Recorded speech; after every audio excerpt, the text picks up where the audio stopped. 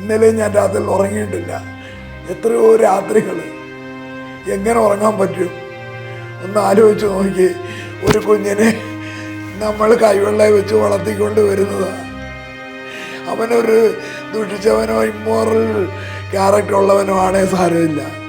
ഞാൻ എൻ്റെ കൂടെ തന്നെയാണ് അവനെ 12ാം ക്ലാസ് വരെ കോളേജിൽ കൊണ്ടുനടന്നതും പഠിപ്പിച്ചതും എല്ലാം. ഒരു ലൈൻ വണ്ടിയിൽ അവൻ പോയിട്ടില്ല. അങ്ങനെ പോയെങ്കിൽ അങ്ങനാണെങ്കിലും പിള്ളേർ തെറ്റായ രീതിയിൽ പോകാനായിട്ട് അങ്ങനെ പോയിട്ടില്ല. അവനെ ക്ലാസിക്കൽ മ്യൂസിക്, ശാസ്ത്രീയ സംഗീതം, ഓർഗന്, കഥാപ്രസംഗം, സ്കൂളിൽ 4 കൊല്ലം കലാപ്രതിഭയായിരുന്നു. നേരം വെളുത്തി ചെന്ന് നോക്കുമ്പോഴേ ബോഡി ഇതുപോലൊരു മേശപ്പുറത്തിരിക്കുന്ന അതുപോലൊരു സ്റ്റൂളിൽ കഴുത്തില്ലാത്ത ഒരു തലയും വെച്ചിരിക്കുക. മരിക്കണമെന്ന് പല പ്രാവശ്യം വിചാരിച്ചിട്ടുണ്ട്. പക്ഷെ മരണം നമുക്ക് ദൈവം നിശ്ചയിക്കുമ്പോഴല്ലേ മരിക്കാൻ പറ്റുള്ളൂ. പിന്നെ എൻ്റെ അറിവിൻ്റെ അടിസ്ഥാനത്തിൽ ഞാൻ മരിച്ചില്ല. എന്നാലും ഇതിൻ്റെ കൾപ്രിറ്റ്സിനെ എനിക്ക് കണ്ടുപിടിക്കണമെന്ന് അതിയായ മോഹമുണ്ട്. 4 മണിയോ 2 മണിയോ 3 മണിയായപ്പോൾ ബോഡിയെല്ലാം തന്നപ്പോൾ ഈ എംബാം ചെയ്താണ് തന്നതെന്ന് അവിടെ ഇരുന്നുകൊണ്ട് പറയുന്നത് ഞാൻ കേട്ടു. അകത്തെ ഇൻറ്റേർണൽ ഓർഗൻ മുഴുവനും മാറ്റി. അതുകൊണ്ടാണ് എനിക്ക് സംശയം എൻ്റെ മോൻ്റെ ഹാർട്ടും ലിവറും വരെ അവർ എവിടെങ്കിലും മാറ്റിവെച്ച് പൈസ ഉണ്ടാക്കിയിട്ടുണ്ടോ എന്ന് എനിക്ക് സംശയം തോന്നുന്നു. നേരെ എന്നെ വിളിച്ചുകൊണ്ട് കൊണ്ടുവന്ന് ജോർജ് എന്ന് പറഞ്ഞ മന്ത്രിയുടെ അടുത്ത് പോയി. അയാളെ ഇതെല്ലാം കാണിച്ചപ്പോൾ അയാൾ എന്നോട് പറഞ്ഞ ബാസ്റ്റാർഡ് പോലീസ് എന്ന്. അയാൾ അവിടെ നിന്നുകൊണ്ട് പറഞ്ഞ ഭാഷ അതാ. മോശമായിട്ട് വക്കീലന്മാർ കാണിക്കാമെന്ന് പറഞ്ഞാൽ എനിക്ക് 10-38 കൊല്ലത്തെ പ്രാക്ടീസുണ്ട്. ഇന്ന് വരെ ഞാൻ എൻ്റെ പ്രൊഫഷനിൽ നിന്ന് 1 രൂപ പോലും സമ്പാദിച്ച് 1 സെൻറ്റ് ഭൂമി പോലും ഞാൻ വാങ്ങിച്ചിട്ടില്ല. എൻ്റെ അപ്പം തന്ന സ്വത്ത് കൊണ്ടാണ് ഞാൻ ഇന്നും ജീവിക്കുന്നത്. ഞാൻ ഇന്ന് വരെ ഒരുത്തൻ്റെ കണ്ണുതേര് കാണുന്ന പൈസ ഒരാടെയും ഞാൻ വാങ്ങിച്ചിട്ടില്ല. പക്ഷേ ഈ വക്കീലന്മാർ നീതിക്ക് വേണ്ടി എന്ന് പറഞ്ഞ് നമ്മളെ ഏൽപ്പിക്കുന്നവർ നമ്മളോട് കാണിക്കുന്ന കടുക്രൂരത അതിലും മോശമാണെന്നുള്ളതാണ് എനിക്ക് ഏറ്റവും വലിയ വിഷമം. ഞാനൊരു വക്കീലാണ്, എന്നിട്ട് പോലും നമുക്ക് കിട്ടുന്ന നീതിന്യായവും ഇതേ അവസ്ഥയാണ്. അപ്പോൾ സാധാരണക്കാരൻ്റെ അവസ്ഥ എന്താണ്? താങ്കൾ ഈ കേസ് തെളിയുമെന്ന് താങ്കൾ വിശ്വസിക്കുന്നു? തെളിയിക്കണം എന്നാണ് എൻ്റെ ആഗ്രഹം.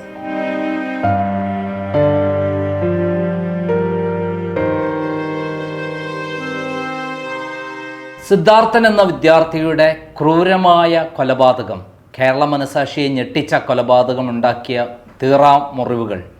ഇപ്പോഴത്തെ അതിനേക്കാൾ ഭീകരമായ ഒരു കൊലപാതകത്തിൻ്റെ കഥയാണ്, റാഗിങ്ങിൻ്റെ കഥയാണ് ഞാൻ പറയാൻ പോകുന്നത്. ഒരു അഡ്വക്കേറ്റിൻ്റെ മകൻ ക്രൂരമായി റാഗിങ്ങിനിരയാവുകയും പിന്നീട് കഴുത്തറുത്ത് ഭീകരമായി കൊല്ലുകയും ചെയ്തിട്ടുള്ള ഞെട്ടിക്കുന്ന കഥ. ഇത് അദ്ദേഹത്തിൻ്റെ പിതാവ് തന്നെയാണ് നമ്മളോട് വിവരിക്കുന്നത്. പത്തനംതിട്ടയിൽ നിന്നുള്ള അദ്ദേഹത്തിൻ്റെ പിതാവ് അഡ്വക്കേറ്റ് രാധാകൃഷ്ണൻ നമ്മളോടൊപ്പമുണ്ട്. നമസ്കാരം. നമസ്കാരം. അങ്ങയുടെ മകന് എന്താണ് സംഭവിച്ചത്? ഒന്ന് ആദ്യം മുതൽ പറയാമോ? എങ്ങനെയാണ് താങ്കളുടെ മകനെ കാണുന്നത്? എനിക്ക് ഒരു മകനേ ഉള്ളായിരുന്നു. മോൻ സ്കൂളിലൊക്കെ പഠിക്കാൻ വളരെ ടാലൻറ്റഡ് ആയിരുന്നു. സ്കൂളിൽ കലാപ്രതിഭയായിരുന്നു. അമ്മ ഡോക്ടറായതുകൊണ്ട് മോനും ഡോക്ടറാകണമെന്ന് അതീവ ജിജ്ഞാസ ഉള്ളതുകൊണ്ട് മംഗലാപുരത്തൊരു കോളേജിലെ AJ institute of medical science Mangalapuram, അവിടെ ഒരു ലിൻസൺ എന്ന് പറഞ്ഞ ഒരാൾ എന്നോട് അടുത്ത് പറയുകയും അതനുസരിച്ച് അവിടെ അഡ്മിഷൻ എടുക്കുകയും ചെയ്തു. അങ്ങനെ 2009 സെപ്റ്റംബർ. എത്ര ലക്ഷം കൊടുത്തിട്ടാണ് എടുത്തത്? 30 ലക്ഷം രൂപ കൊടുത്ത് അഡ്മിഷൻ വാങ്ങിച്ച് ഫീസും മറ്റ് എല്ലാ വകകളുമായിട്ട്. എന്നിട്ട് 2009 സെപ്റ്റംബർ മാസം 3-ാം വീക്കിലെ ഹോസ്റ്റലിൽ മോൻ താമസിക്കുകയായിരുന്നു. അവിടെ വെച്ച് രാത്രിയിൽ സീനിയേഴ്സ് പിള്ളേരുമായിട്ടൊക്കെ എന്തോ തർക്കത്തിൽ മോനെ വാർഡനും അവരുടെ സെക്യൂരിറ്റിയും ചേർന്ന് മുറിക്കകത്തുനിന്ന് പിടിച്ചുകൊണ്ട് വന്ന് സ്റ്റെയർ കേസിൻ്റെ താഴെ നിർത്തി സെക്യൂരിറ്റികൾ പിടിച്ചു വെച്ചുകൊണ്ട് നിന്ന്. എന്നിട്ട് ഈ വാർഡൻ എന്ന് പറഞ്ഞ ഫോറൻസിക് സർജനും വാർഡനുമാണ് ജയപ്രകാശ്. അയാൾ സ്റ്റെപ്പിൽ നിന്നുകൊണ്ട് ഷൂ ഇട്ട് നെഞ്ചത്ത് ചവിട്ടി. അപ്പോൾ സെക്യൂരിറ്റികൾ വിട്ട് കഴിഞ്ഞപ്പോൾ എൻ്റെ മോൻ നേരെ പുറകടിച്ച് താഴോട്ടങ്ങ് വീഴുകയായിരുന്നു.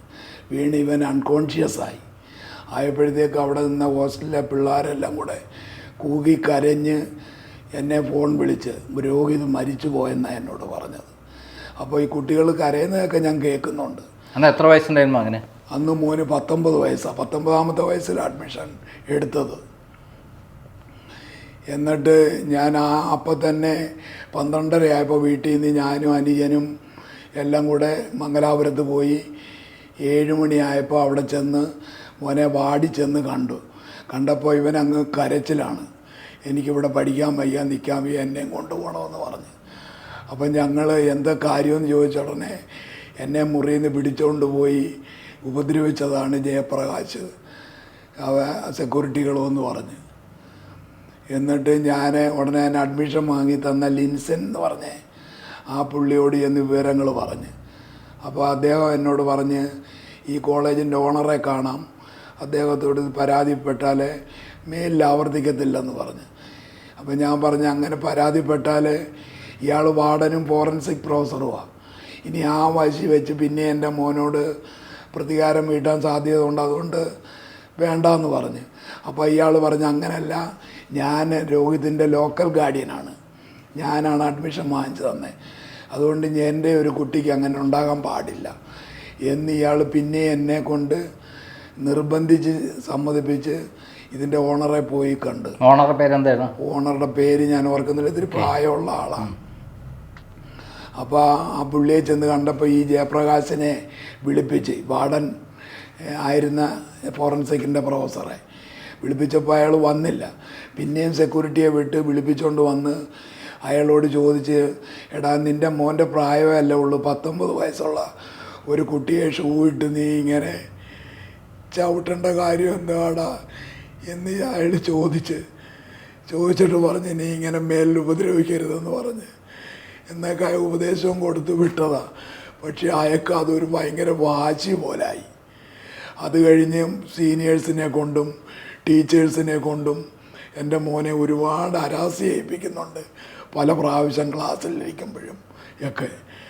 അങ്ങനെ ഫസ്റ്റ് ഇയർ കഴിഞ്ഞ് അതിലെ 4 പരീക്ഷ അവൻ എഴുതി ജയിച്ച് സെക്കൻഡ് ഇയറിലെ വന്നപ്പം ഇയാളുടെ വിഷയമായി ഈ ഫോറൻസിക്കിന് ഇൻറ്റേർണൽ എക്സാമുണ്ട്, ആ പരീക്ഷയ്ക്ക് ഇയാൾ മാർക്ക് കൊടുക്കത്തില്ല, അത് കൊടുക്കാത്തതുകൊണ്ട് എഴുതാനും പറ്റത്തില്ല.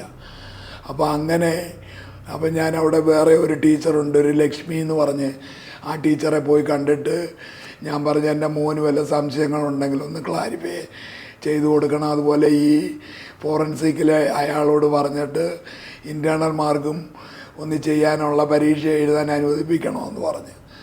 അങ്ങനെ അവർ പറഞ്ഞ് ഞാനത് പറയാമെന്ന് പറഞ്ഞ്, പിന്നെ അവർ പറഞ്ഞ് ഞാൻ പറഞ്ഞിട്ട് അയാൾ സമ്മതിക്കുന്നില്ല. അങ്ങനെ സെക്കൻഡ് ഇയറിലെ പരീക്ഷ എഴുതാൻ സമ്മതിച്ചില്ല. തേർഡ് ഇയറും കഴിഞ്ഞ് ആ സമയത്തെല്ലാം ഞാൻ ചെന്ന് ഇയാളോട് പറയുന്നുണ്ട്, എങ്ങനെങ്കിലും എനിക്കൊരു മോനെ ഉള്ള, അവനെ ആഗ്രഹം കൊണ്ട് പഠിക്കാൻ വന്ന അവനെ ഉപദ്രവിക്കല്ലെന്ന്. അപ്പോൾ ഇയാൾ ഈ സീനിയേഴ്സിനെ കൊണ്ടും മറ്റുള്ളവരെ കൊണ്ടും ഒക്കെ ഇങ്ങനെ ഹരാസ് ചെയ്യിക്കുകയും ഉപദ്രവിക്കുകയും ചെയ്തുകൊണ്ടിരുന്നു. ഹോസ്റ്റലിൽ പഠിച്ച് 4ാം കൊല്ലം ആയപ്പോഴേ ഹോസ്റ്റലിൽ നിന്ന് മാറാനായിട്ട് ശ്രമിച്ചപ്പോൾ കോളേജുകാർ പറഞ്ഞ് മാറാൻ പറ്റത്തില്ലെന്ന്.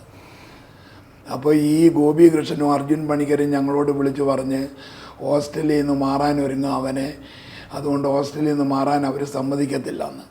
അങ്ങനെ മാറിയാൽ എന്തെങ്കിലും പ്രശ്നം വന്നാൽ അവർ ഉത്തരവാദിയല്ലെന്ന് പറഞ്ഞെന്ന്.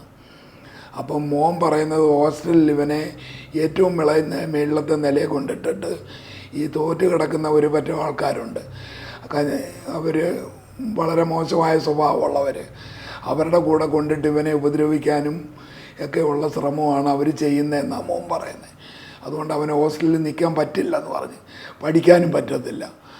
അങ്ങനെ ഞാൻ പറഞ്ഞു ശരി ഞാനിവിടെ കൂടെ വരാം, വെളിയിൽ റൂം എടുത്തിട്ട് അങ്ങനെ ഞങ്ങളൊരു വീടെടുത്ത് അവിടെ താമസിച്ചുകൊണ്ടിരിക്കുക. 2013 ഒക്ടോബർ മാസം, ഒക്ടോബർ ഞാൻ പോയി താമസിച്ച്, ഒക്ടോബർ സെപ്റ്റംബർ ഞാൻ പോയി താമസിച്ച്, ഡിസംബറിൽ വൈഫ് പോയി താമസിച്ച്, ജനുവരിയിൽ ഞങ്ങൾക്ക് പോകാൻ പറ്റിയില്ല. ഫെബ്രുവരി ആയപ്പോഴേ മോനെ ഫെബ്രുവരി മാസം 3rd വീക്കിൽ മോൻ വെളിയിൽ പോയി ഭക്ഷണം കഴിച്ചിട്ട് വരുമ്പോൾ ഒരു 8 മണിയായപ്പോഴേ വീടിനടുത്തുള്ള ഒരു റോഡിൽ വെച്ച് ഒരു 5-8 ചെറുപ്പക്കാർ പരിചയമുള്ളവരെല്ലാം മോട്ടോർ സൈക്കിളെ വന്ന് ഇവൻ്റെ കാറിൻ്റെ മുന്നേ കൊണ്ടുവന്ന് ചാടി.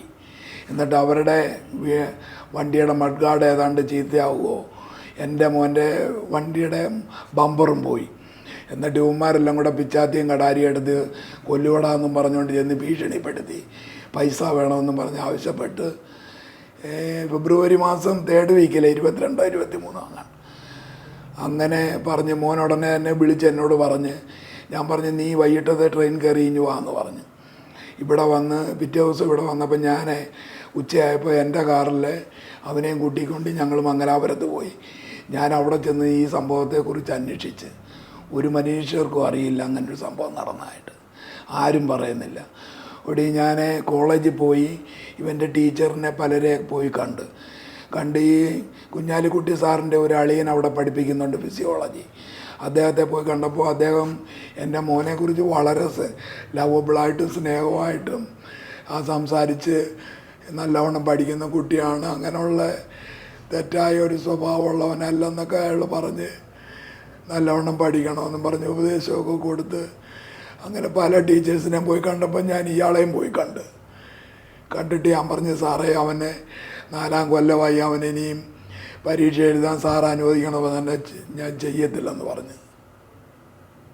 ജയപ്രകാശ് അതിൻ്റെ മുഖത്ത് നോക്കി പറഞ്ഞ് ഇൻ്റേണൽ മാർക്ക് ഞാൻ തന്ന് അവൻ പരീക്ഷ എഴുതത്തില്ലെന്ന് പറഞ്ഞു. പക്ഷെ ഞാൻ മോനോട് പറഞ്ഞില്ല. എന്നിട്ട് ഞാൻ വീട്ടിൽ പോയി അവൻ്റെ കൂടെ അവിടെ താമസിച്ച് ഫെബ്രുവരി 31 28 എനിക്കൊക്കെ അവിടെ കോടതി കേസുള്ളതുകൊണ്ട് ഞാനങ്ങ് പോയി മാർച്ച് മാസം എന്നും വിളിക്കുന്നുണ്ട്. 22-ാം തീയതി രാത്രിയുള്ള 2014 മാർച്ച് മാസം 22-ാം തീയതി രാത്രി 9:30 മണിക്ക് മോനെ വിളിക്കുമ്പം അവൻ വീട്ടിലുണ്ട്. അത് കഴിഞ്ഞാണ് ഈ അർജുൻ പണിക്കരും ഗോപികൃഷ്ണനും അവൻ്റെ ക്ലാസ്മേറ്റ്സാണ്. അവരൊരു ആരുടെയോ കാറിൽ അവിടെ ചെന്നിട്ട് എൻ്റെ മോനെ കോളേജിൽ നിന്ന് DJ പാർട്ടിയാണ് BDSകാരുടെ ചെല്ലണമെന്ന് പറഞ്ഞ് വിളിച്ചെന്നും പറഞ്ഞ് അവനെ ഇൻസിസ്റ്റ് ചെയ്ത് അവൻ പറഞ്ഞ് ഞാൻ ഹോസ്റ്റലിലല്ല താമസിക്കുന്നത് കൊണ്ട് വരുന്നില്ലെന്ന് പറഞ്ഞു.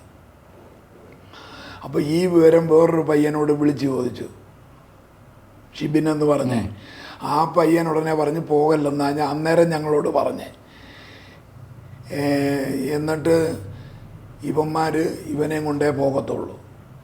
അങ്ങനെ അവിടെ നിർബന്ധിച്ച് എൻ്റെ മോനെ ആ കാറിൽ കയറ്റിക്കൊണ്ട് കോളേജിൽ ചെന്ന് 11 മണി വരെ ആ കോളേജിലുള്ളതായിട്ട് പിന്നെ ഉള്ളതായിട്ട് ആരൊക്കെയോ പറഞ്ഞ്.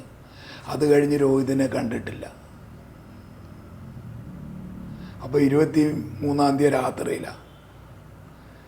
24-ാം തീയതി രാവിലെ 12 മണിയായപ്പോഴെന്നോട് വിളിച്ച് പറയുന്നത് രോഹിത് ഒരു PRO വിളിച്ച് പറഞ്ഞ് രോഹിത് ആശുപത്രിയിൽ സീരിയസ് ആയിട്ട് കിടക്കുക, പെട്ടെന്ന് പറഞ്ഞാൽ വണ്ടി ആക്സിഡൻ്റാണെന്ന്.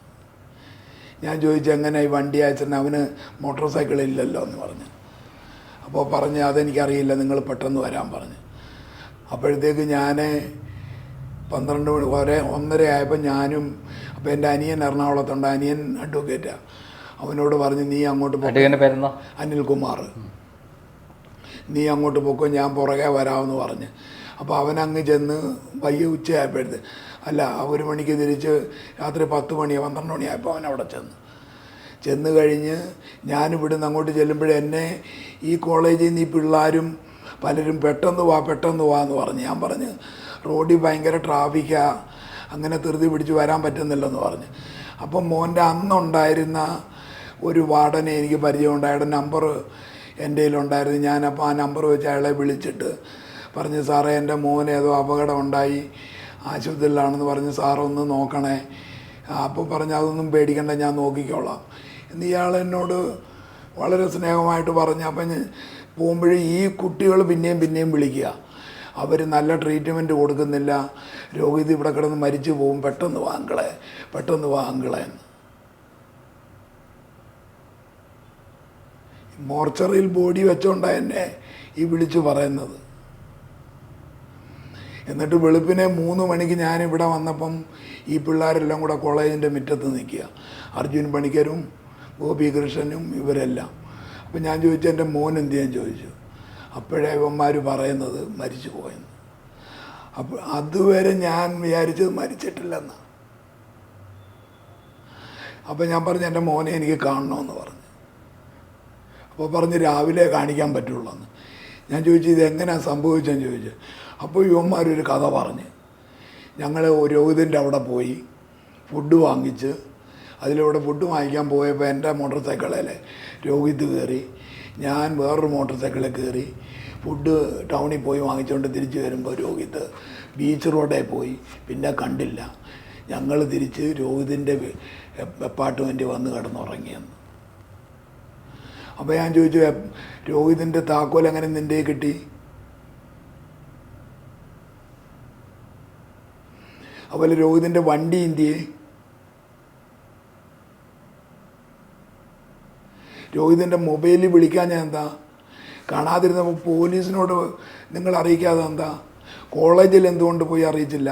അല്ലെ ഞങ്ങളെ ഒന്ന് വിളിച്ച് പറയാമല്ലോ. അതിനൊന്നും മറുപടിയില്ല.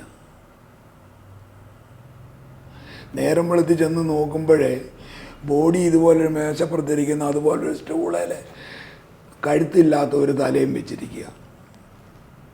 എന്തായിരുന്നു ബോഡിയിലുണ്ടായിരുന്ന? എന്നിട്ട് ലെഫ്റ്റ് സൈഡ് ഇവിടം ഇങ്ങനെ പൊളന്നിരിക്കുക.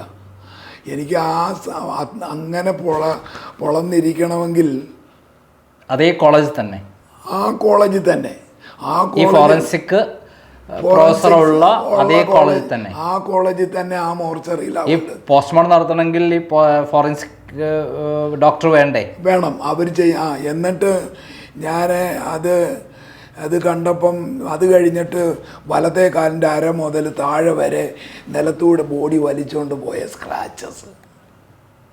ഈ ഇടതു സൈഡിലെ ഭയങ്കര ഒരു മുറിവ്.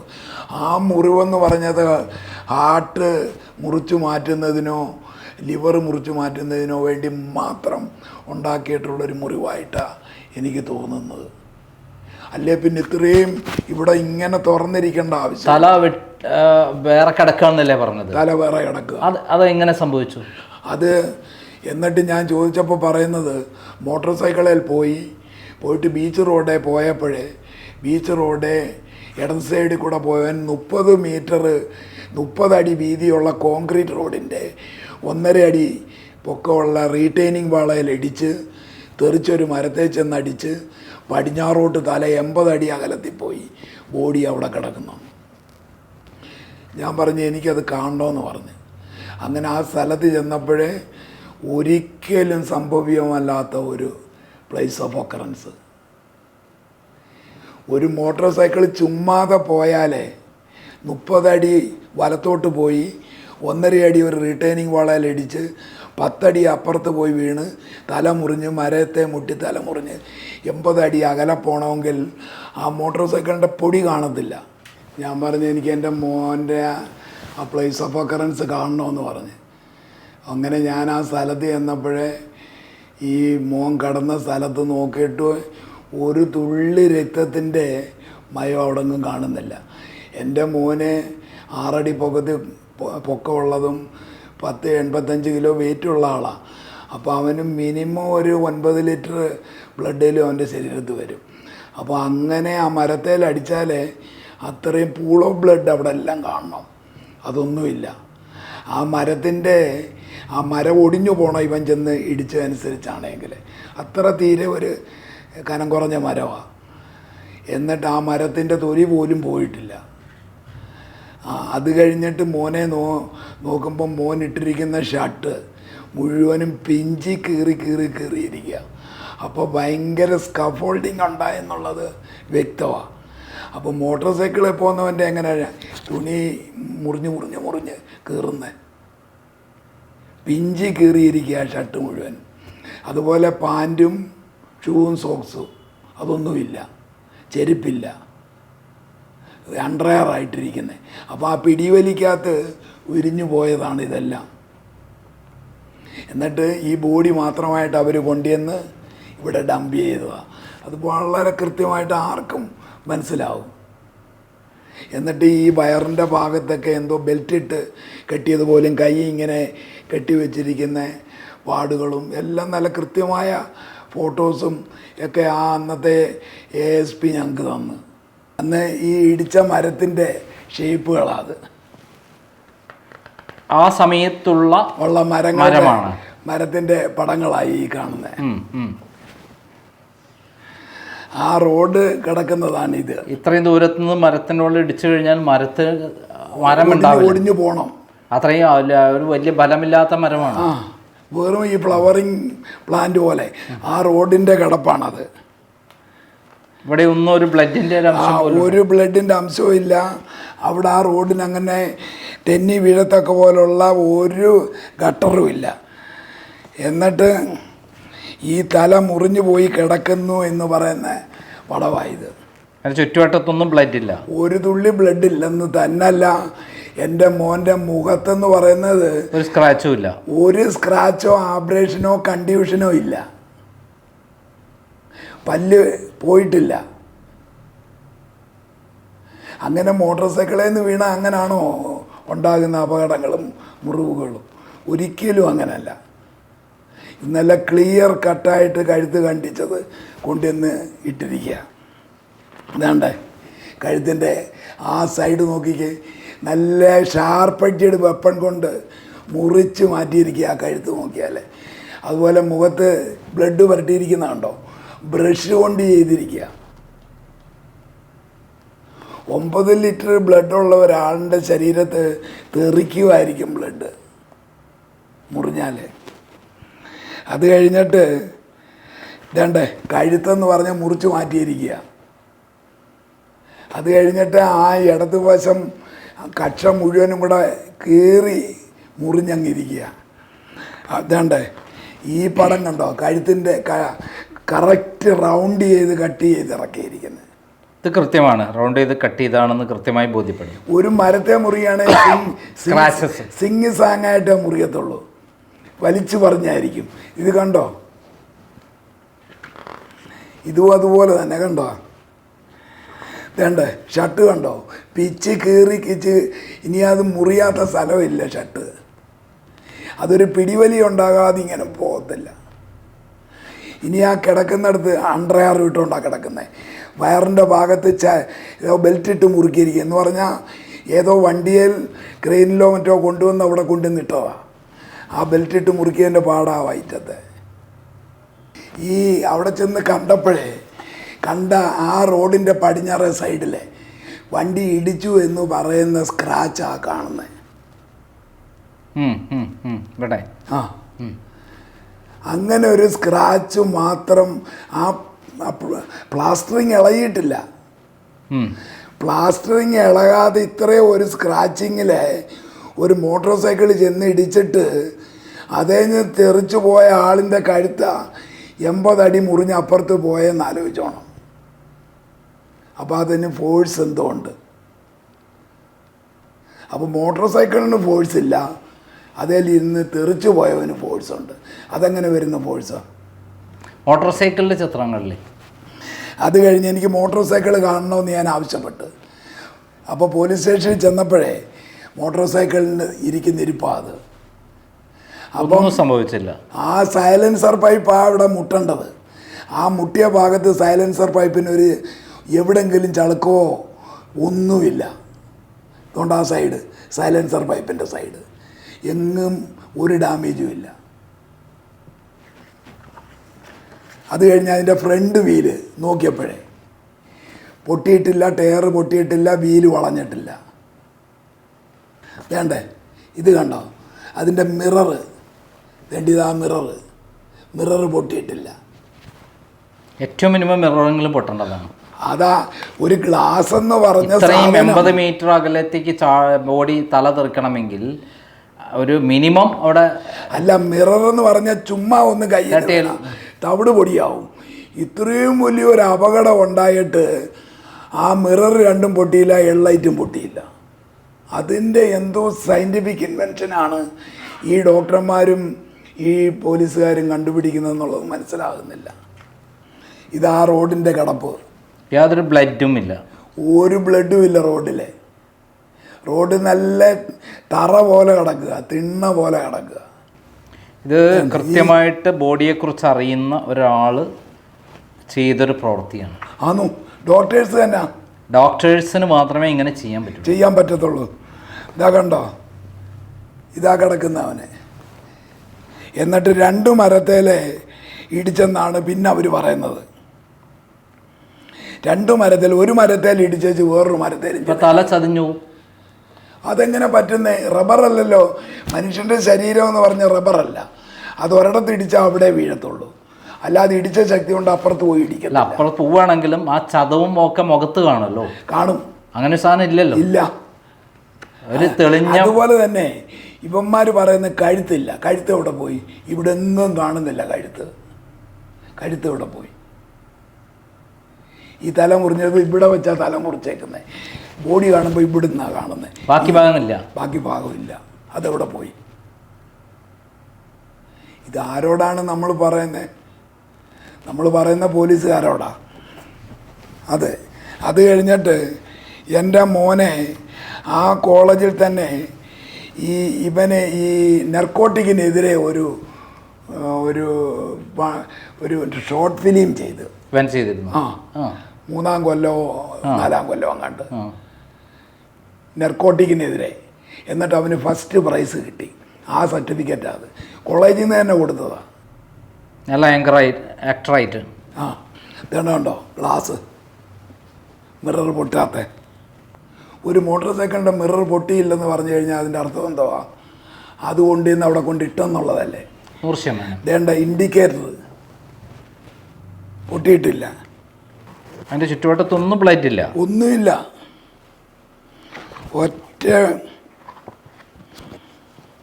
കഴുത്തില്ല എന്ന് പറയുന്നതിൽ കൂടെ തന്നെ കഴുത്തിൻ്റെ ഭാഗമില്ല, ഒരു ഭാഗത്തില്ല എന്ന് പറയുന്നത് പക്ക അത് ക്ലിയർ കൊലപാതകമാണ് അല്ലേ? വെട്ടിമാറ്റിയതാണ്. ഇത് ശരിക്കും സർജൻ, അതായത് പോസ്റ്റ്മോർട്ടം ഒക്കെ ചെയ്ത് പരിചയമുള്ള ഒരാൾ ചെയ്ത കൊലപാതകം. അവരടക്കമുള്ള ഒരാളായിരിക്കില്ല. മോട്ടോർ സൈക്കിൾ വീണ് കിടക്കുന്ന സ്ഥലമാണ് എന്ന് പറഞ്ഞാൽ ചുമ്മാ അവിടെ കൊണ്ടിട്ടതാണ്. അല്ല, അവിടെ കയറി കഴിയുമ്പോൾ അതിൻ്റെ തകർന്നു പോയില്ലേ? ഇത്രയും മിച്ചം കാണത്തില്ലല്ലോ മോട്ടോർ സൈക്കിള്.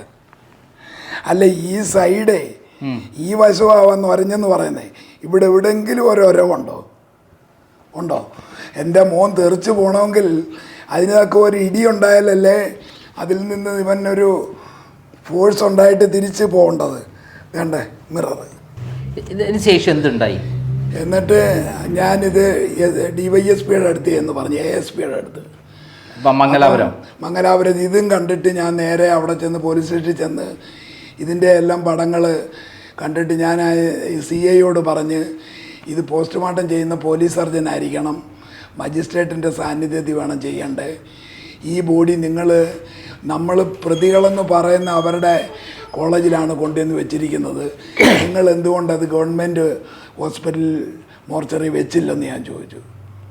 അങ്ങനെ നിങ്ങൾക്ക് പരാതി ഉണ്ടെങ്കിൽ SP-യോട് പറയാൻ പറഞ്ഞു, ASPയോട്. ഉടനെ ഞങ്ങൾ ASPയുടെ അടുത്ത് പോയി വിവരങ്ങളൊക്കെ പറഞ്ഞു കഴിഞ്ഞപ്പോൾ അദ്ദേഹമാണ് എനിക്കിതിൻ്റെ കുറേ പടങ്ങൾ തന്നെ. അപ്പോഴാണ് ഇതിൻ്റെ കൂടുതലായിട്ട് നമ്മൾ ഇതിൻ്റെ ഇത്രയും ഹീനമായിട്ടുള്ളൊരു കൊലപാതകമാണെന്ന് മനസ്സിലാകുന്നത്. ഇത്രയും കഠിനമായി ഒരിക്കലും ഒരു മനുഷ്യൻ ഇങ്ങനെ ചെയ്യാൻ തോന്നുന്നത് ഒരു വൈരാഗ്യ ബുദ്ധിയോട് കൂടി ചെയ്തിരിക്കുന്നതാണ്. അങ്ങനെ ചെയ്യാൻ എൻ്റെ മോൻ ഒരു മനുഷ്യരോടും ഒരു ദ്രോഹം ചെയ്തിട്ടില്ല, വഴക്കുണ്ടാക്കിയിട്ടില്ല. പക്ഷേ ഈ കോളേജിൽ നിന്ന് ഹോസ്റ്റലിൽ നിന്ന് മാറി താമസിച്ചു എന്നുള്ളൊരു കാരണമുണ്ട്. രണ്ടാമത് ഈ ഫോറൻസിക് പ്രൊഫസർ, അതായത് തീർത്തും ഒരു സൈക്കോ ആയ ഒരു മെഡിക്കൽ ഓഫീസർ ആയിരിക്കണം ഇതിന്റെ പിന്നിൽ എന്ന് നമുക്ക് കാണും.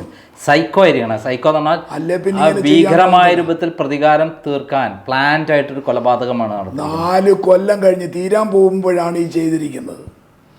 അല്ല, ഈ അവസാനം 2014 ഫെബ്രുവരി മാസം ലാസ്റ്റ് വീക്കിൽ അയാളോട് ചെന്ന് ഞാൻ കാല് പിടിച്ച് അപേക്ഷിച്ച് എൻ്റെ മോൻ്റെ ഇൻറ്റേർണൽ മാർക്ക് കൊടുത്ത് അവനെ പരീക്ഷ എഴുതാൻ അനുവദിക്കണമെന്ന്. ചെയ്യത്തില്ലെന്ന് അയാൾ എന്നോട് ഉറപ്പിച്ച് പറഞ്ഞ്, എന്നോട് നേരിട്ട് പറഞ്ഞ് അവൻ അങ്ങനെ പാസ്സായി പോകാൻ ഞാൻ അനുവദിക്കത്തില്ല. ഈ രംഗം കണ്ടിട്ട് അങ്ങ് എങ്ങനെ അത് സഹിച്ചു? മരിക്കണമെന്ന് പല പ്രാവശ്യം വിചാരിച്ചിട്ടുണ്ട്. പക്ഷെ മരണം നമുക്ക് ദൈവം നിശ്ചയിക്കുമ്പോഴല്ലേ മരിക്കാൻ പറ്റുള്ളൂ. പിന്നെ എൻ്റെ അറിവിൻ്റെ അടിസ്ഥാനത്തിൽ ഞാൻ മരിച്ചില്ല. എന്നാലും ഇതിൻ്റെ കൾപ്രിറ്റ്സിനെ എനിക്ക് കണ്ടുപിടിക്കണമെന്ന് അതിയായ മോഹമുണ്ട്. പക്ഷേ ഇത്രയും കൊല്ലമായി, എന്നിട്ട് ഞാൻ എന്ത് ചെയ്തു? അത് കഴിഞ്ഞ് പോലീസ് എന്ത് ചെയ്തു? പോലീസ് ഉടനെ എന്നോട് DYSP പറഞ്ഞ് അതങ്ങനെ ചെയ്താൽ മതി, ഗവൺമെൻറ് ഹോസ്പിറ്റലിൽ കൊണ്ടുപോയി പോസ്റ്റ്മോർട്ടം ചെയ്താൽ മതി എന്ന് പറഞ്ഞു. എന്നിട്ട് ഇത് പറഞ്ഞ് ഞാൻ പോലീസ് സ്റ്റേഷൻ വന്നപ്പോൾ അവരാരും അവിടെ ഇല്ല, അവരെല്ലാം കോളേജിൽ പോയെന്ന് പറഞ്ഞു.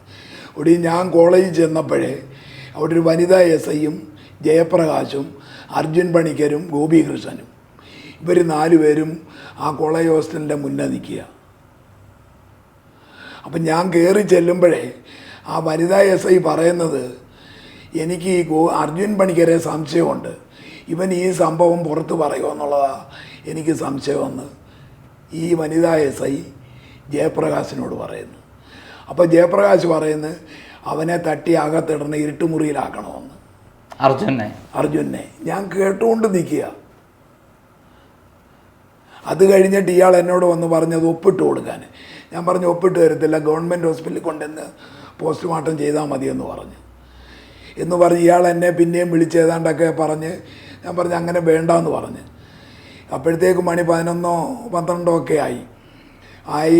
ഇവരുടനെ അങ്ങ് പോയിട്ട് രാത്രി 12 മണി പകല് തിങ്കളാഴ്ചയല്ലേ നമ്മൾ ചെല്ലുന്നത്, തിങ്കളാഴ്ച ഏർലി മോർണിംഗ് 9 മണി 10 മണി ആയപ്പം പോലീസ് സ്റ്റേഷനിൽ ചെന്ന് പരാതി കൊടുത്ത് തിരിച്ച് കോളേജിൽ വന്ന് 11 മണിയോ മറ്റോ ആയെന്ന് തോന്നുന്നു. എന്നിട്ട് ഇയാൾ അവിടുന്ന് അങ്ങ് പോയി കഴിഞ്ഞിട്ട് ഇയാൾ എൻ്റെ അനിയനെ വിളിച്ച്, അനിൽകുമാർ അഡ്വക്കേറ്റിനെ വിളിച്ചിട്ട് അയാളോട് ഏതാണ്ട് ചോദിച്ചിട്ട് ഇയാൾ പോയി അവിടെ അയാളെയും കൂടെ വിളിച്ച് കൊണ്ടുപോയി പോസ്റ്റ്മോർട്ടം ചെയ്ത്. ഇയാളും അയാളുടെ ജൂനിയറും എല്ലാം കൂടെ ആ പോസ്റ്റ്മോർട്ടം ചെയ്തത്. അപ്പോൾ അതുപോലെ ഞാൻ അങ്ങനെ സമ്മതിക്കാൻ കാരണം അത് അല്ലെങ്കിൽ അവന് പേടിയായി. അപ്പോൾ അവൻ പറഞ്ഞ് ഞാനത് സമ്മതിക്കാതിരുന്ന ഒരു ഭീഷണി സ്വരത്തിൽ അവനോട് സംസാരിച്ചെന്ന്, ചെയ്തില്ലെങ്കിൽ ഒരു പക്ഷേ നമ്മളും ജീവനോട് പോകത്തില്ലെന്നുള്ള അവസ്ഥയിൽ വരുന്ന ഒരു സാഹചര്യം പോലെ സംസാരിച്ചെന്ന് അയാൾ. അതുകൊണ്ട് അവനെ അങ്ങ് സമ്മതിച്ചെന്നാൽ എന്താ ചെയ്യുമെന്ന് പറഞ്ഞു. അപ്പം ഞാൻ പറഞ്ഞിരുന്നത് ഇൻ ക്യാമറ പ്രൊസീഡിങ്സ് വേണമെന്ന് ഞാൻ പറഞ്ഞിരുന്നു. മജിസ്ട്രേറ്റിൻ്റെ സാങ്ഷനോടുകൂടി ഗവൺമെൻറ് ഹോസ്പിറ്റലിലെ ഫോറൻസിക് സർജനാണ് ചെയ്യേണ്ടതെന്ന് പറഞ്ഞ്. അപ്പോൾ ഇതെല്ലാം ഇവർ ചെയ്തു. ഇൻ ക്യാമറയിൽ എടുത്ത് 4 മണിയോ 2 മണിയോ 3 മണിയോ ആയപ്പോൾ ബോഡിയെല്ലാം തന്നപ്പോൾ ഈ എംബാം ചെയ്താണ് തന്നതെന്ന് അവിടെ ഇരുന്നുകൊണ്ട് പറയുന്നത് ഞാൻ കേട്ടു. അകത്തെ ഇൻറ്റേർണൽ ഓർഗൻ മുഴുവനും മാറ്റി. അതുകൊണ്ടാണ് എനിക്ക് സംശയം എൻ്റെ മോൻ്റെ ഹാർട്ടും ലിവറും വരെ അവർ എവിടെങ്കിലും മാറ്റി വെച്ച് പൈസ ഉണ്ടാക്കിയിട്ടുണ്ടോ എന്ന് എനിക്ക് സംശയം തോന്നുക. കൊല്ലുക മാത്രമല്ല ബോഡിയിൽ നിന്ന് അവയവം എടുക്കുകയും ചെയ്തിട്ടുണ്ടോ എന്നുള്ളതാണ് എൻ്റെ സംശയം. അല്ലെ പിന്നെ ഇത്രയും വലിയ ഇഞ്ചുറി ഉണ്ടാക്കണ്ട. ഒന്നത്. രണ്ടാമത് എൻ്റെ സംശയം ഈ എംബാം ചെയ്തത് എന്തിനു വേണ്ടിയാണ്? നമ്മൾ അനുമതി ഇല്ലാതെ അങ്ങനെ ചെയ്യേണ്ട യാതൊരു ആവശ്യമില്ല. അല്ല, ഏറ്റവും പ്രധാനപ്പെട്ട കാര്യം പോസ്റ്റ്മോർട്ടം പോസ്റ്റ്മോർട്ടം അവിടെ ചെയ്യണ്ടെന്ന് ഞാൻ പറയും. എൻ്റെ പിന്നീട് റീപോസ്റ്റ്മോർട്ടത്തിന് നമ്മൾ ആവശ്യമില്ല, ചെയ്യാൻ പറ്റുന്നില്ല. എംബാം ചെയ്ത ബോഡിയിലൊന്നും ഇല്ലല്ലോ. അപ്പോൾ എൻ്റെ കൺസെൻ്റ് ഇല്ലാതെ എൻ്റെ മോൻ്റെ ബോഡി അവരിഷ്ടാനുസരണം ചെയ്യുന്നു, അവരോരോന്ന് കാണിക്കുന്നു. നമ്മൾ ഇങ്ങനെ അന്യനെ പോലെ നോക്കി നിൽക്കുക, ജീവനെ ഭയന്ന്. എന്നിട്ട് 2 മണിയായപ്പം ആംബുലൻസ് വിളിച്ച് തന്നു വിട്ട്. അപ്പോഴാണ് ഞാൻ ചോദിച്ചത് എൻ്റെ മോൻ്റെ വണ്ടി എന്തിയെന്ന്. അപ്പോൾ പറഞ്ഞ് രോഹിതിൻ്റെ വണ്ടി അവൻ്റെ ഹോസ്റ്റലിൽ ഇതുകൊണ്ട് അവിടെ കിടപ്പുണ്ടെന്ന്. അപ്പോൾ ഞാൻ ചോദിച്ചു ഈ ഹോസ്റ്റലിൽ എങ്ങനെ വണ്ടി വരുന്നത്? അവനെ അപ്പാർട്ട്മെൻറ്റിലാണ് താമസിക്കുന്നത്, അത് ആരാണ്ടോ ഇവിടെ കൊണ്ടിട്ടതാണ്. അപ്പോൾ ഞാൻ ചോദിച്ചു അതിൻ്റെ താക്കോൽ എന്ത് ചെയ്യും? അപ്പം വേറൊരു ചെറുക്കൻ അത് കൊണ്ടു തന്നു താക്കോല്. അപ്പോൾ ഞാൻ ചോദിച്ചു ഇത് അവൻ്റെ എങ്ങനെ ഈ താക്കോല് എന്ന്? അപ്പോൾ അതിന് മറുപടിയില്ല. വണ്ടി ഓടിച്ച് ആക്സിഡൻറ്റ് പറ്റിയെന്നുള്ള വണ്ടിയല്ലേ ഇത്? അല്ല, മോട്ടോർ സൈക്കിളിലാണ് പോയത്. മോട്ടോർ സൈക്കിളിലല്ലേ ഈ പോയെന്ന് ഇവർ ഈ പറയുന്നത്. കുറിച്ച് പറയുന്നില്ല. മോനെ അവിടെ ചെന്ന് കൊണ്ടുപോയത് ഒരു കാറല്ല, ഈ കാറല്ല. പിന്നെങ്ങനെ ഈ കാർ ഇപ്പോഴും ഈ ഹോസ്റ്റലിൽ വന്ന്? അതും വളരെ അത്ഭുതം ജനിപ്പിക്കുന്നതാണ്. അതിനൊന്നും കഥയിൽ ചോദ്യമില്ല. അതൊക്കെ പോലീസാണ് ചെയ്യേണ്ടത്. അവരോട് ചോദിക്കുമ്പോൾ അവർക്ക് വേറെ എന്തെങ്കിലും മറുപടികൾ അവർ പറയും. അല്ല, ഈ പോലീസിനോട് ഇത് പറഞ്ഞ ശേഷം പോലീസിന്റെ ഭാഗത്ത് നിന്ന് ആക്ഷൻ ഒന്നും ഉണ്ടായില്ല ആ സമയത്ത്? എന്നിട്ട് ഈ പോസ്റ്റ്മോർട്ടത്തിന്റെ കാര്യത്തിൽ പോസ്റ്റ്മോർട്ടം അവരോട് പറഞ്ഞ് ഞാൻ അങ്ങനെ ചെയ്യരുതെന്ന് പറഞ്ഞിട്ടും അവരും കൂടെ ചേർന്നല്ലേ ഇതെല്ലാം ചെയ്യുന്നത്. അല്ലെ അവർ പറഞ്ഞാൽ മതിയല്ലോ അങ്ങനെ ചെയ്യണ്ട എന്ന് മാറ്റി പറഞ്ഞാൽ മതിയല്ലോ. അതായത് നമ്മൾ സംശയിക്കുന്ന പ്രതി തന്നെ പോസ്റ്റ്മോർട്ടം ചെയ്യുക, അയാളും അയാളുടെ കൂടെ നിൽക്കുന്നവരും കൂടെ ചെയ്യുക. അതായത് നഗ്നമായിട്ട് നമ്മുടെ മുന്നിൽ തന്നെ ആ കൊലപാതകൾ അഴിഞ്ഞാടുന്നു. അത് ചെയ്ത് കഴിഞ്ഞ ശേഷവും കൊലപാതകം നടത്തിയ ശേഷവും അവർ തന്നെ അതെല്ലാം ചെയ്യുന്നു. അപ്പൊ എത്രമാത്രം ഭീകരന്മാരാണ് അവർ? അതിനെക്കുറിച്ച് ചോദിക്കാൻ ആരെങ്കിലും ഉണ്ടോ? 10 കൊല്ലമായിട്ട് ഞാൻ ഈ കേസ് വന്ന ശേഷം എന്തായി? കേസ് എന്താണ്? എങ്ങനെയാണ് എഫ്ഐആർ ഇട്ടത്? എന്നിട്ട് എഫ്ഐആർ ഇട്ടിരിക്കുന്നത് 279-ഉം 334-ഉം 304 അയക്കുക. എൻ്റെ മോനെതിരെ കേസെടുത്ത് പോലീസുകാർ ഇട്ട് തിരിച്ച് കേസ്. അതായത് വണ്ടി ആക്സിഡന്റ് മരിച്ചുപോയവനെതിരെ 304 ഇട്ട് കേസ്. അതാര് പറഞ്ഞു കൊടുത്തതാ? അതാ ഗോപികൃഷ്ണൻ്റെ അപ്പൻ പോലീസുകാരനാണല്ലോ, അയുടെയും കൂടെ ബുദ്ധിയായിരിക്കും. അപ്പം ഞാനവിടെ ചെന്നപ്പോഴത്തേക്ക് ഇവരുടെ പ്രതികളുടെ അപ്പന്മാരെല്ലാം അവിടെ വന്നിട്ടുണ്ട്.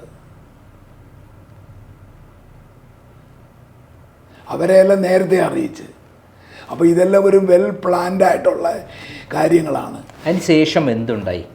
എന്നിട്ട് അത് കഴിഞ്ഞ് ഞാൻ പറഞ്ഞു എനിക്ക് പോസ്റ്റ്മോർട്ടത്തിൻ്റെ റിപ്പോർട്ട് തരാൻ പറഞ്ഞു. അപ്പം പറഞ്ഞു അതൊന്നും തരത്തില്ല, നിങ്ങൾ പൊക്കോളാൻ പറഞ്ഞു. പൊക്കോളാൻ പറയുന്ന ഭാഷയൊക്കെ വേറെയാണ്. ഞങ്ങൾ ശവം എടുത്ത് വണ്ടിയെടുത്ത് ഞങ്ങളങ്ങ് പോയി. കോളേജിലെ കുട്ടികളുടെ സപ്പോർട്ടൊന്നും നമുക്കുണ്ടായില്ല. ഇല്ലില്ല, ആരും പേടിച്ചിറങ്ങിയില്ല. ഇല്ല, ഒറ്റ പിള്ളേരോട് ഇങ്ങനെ ഒരു ആക്സിഡന്റ് ആയി കഴിഞ്ഞാൽ അങ്ങനെ ഭീഷണിപ്പെടുത്തി പിള്ളേരെ. കോളേജിൽ എന്തെങ്കിലും വേണ്ടാത്ത കാര്യങ്ങൾ പുറത്തു പോയാൽ ഒരെണ്ണം പോലും പാസ്സായി പോകത്തില്ലെന്ന് പല കുട്ടികളും പറഞ്ഞതായിട്ട് ഞാൻ അറിഞ്ഞ്. അതുകൊണ്ട് ഒരു കുട്ടികളും ഇതിനെക്കുറിച്ച് ഒരു കാര്യവും പുറത്ത് പറയുന്നില്ല. ഞങ്ങൾ പോയി കുറേ കഴിഞ്ഞപ്പോൾ ഞങ്ങളെ ഈ ASP രവികുമാർ വിളിച്ച് നിങ്ങളവിടെ എത്തിയെന്ന് ചോദിച്ചു. ഞങ്ങൾ കേരളത്തെത്തിയോ എന്ന് ചോദിച്ചു. ഞാൻ പറഞ്ഞു ഞങ്ങൾ എത്തിയെന്ന് പറഞ്ഞ്. എന്നാൽ പെട്ടെന്ന് പൊക്കോളാൻ പറഞ്ഞ്. എന്തിനങ്ങനെ പുള്ളി വിളിച്ചു ചോദിച്ചെന്ന് നമുക്കറിയില്ല. വീട്ടിൽ ചെന്ന്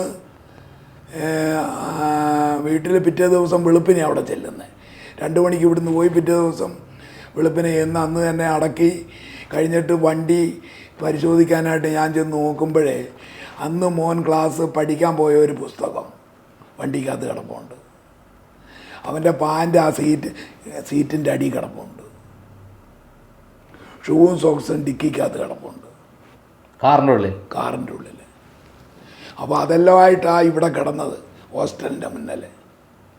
അപ്പോൾ ഇതെല്ലാം ഇവിടെ വെച്ച് നടന്ന സംഭവത്തിൽ ഉരിഞ്ഞു പോയ സാധനം അവൻ്റെ വണ്ടി ആക്സിഡന്റിൽ നടന്നു എന്ന് പറയുന്ന സ്ഥലത്തെ ഡ്രസ്സാണ് കാറിൻ്റെ ഉള്ളിൽ കിടക്കുന്നത്.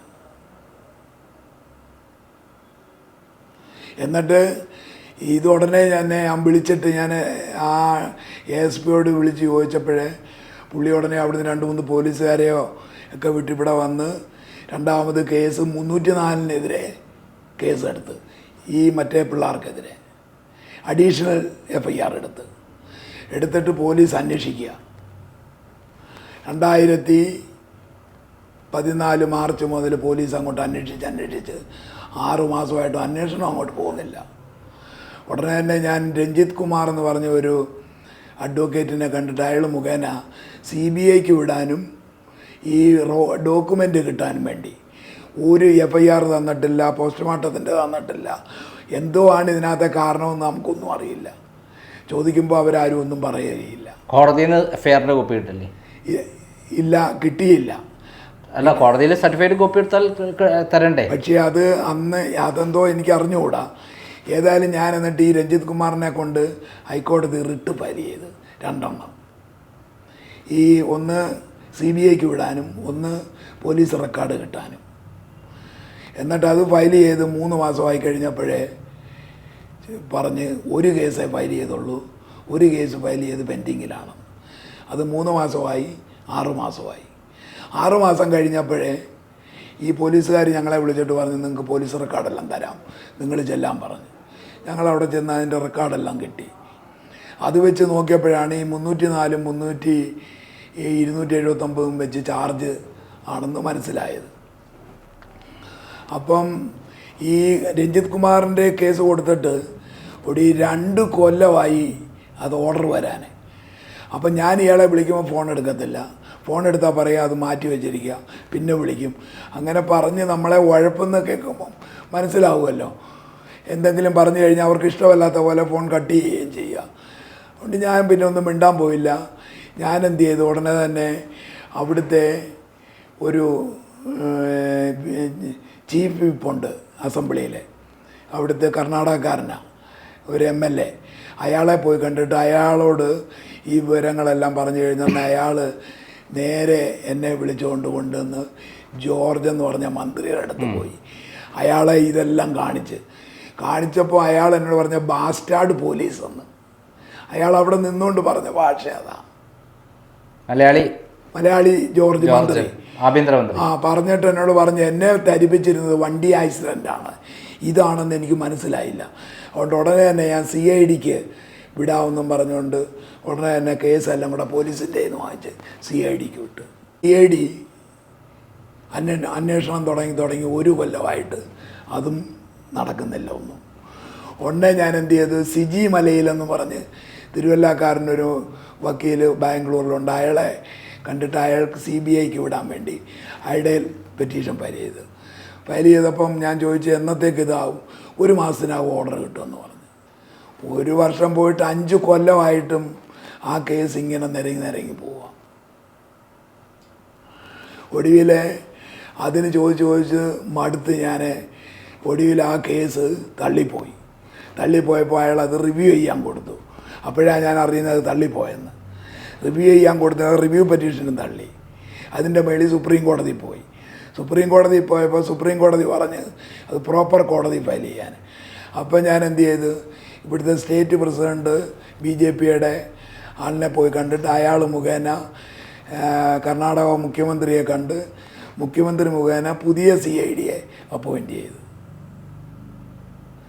അങ്ങനെ പുതിയ CID 1.5 കൊല്ലം അന്വേഷിച്ച് മോട്ടോർ ഒക്കറൻസ് എന്ന് പറഞ്ഞ് പിന്നെയും ക്ലോസ് ചെയ്തു.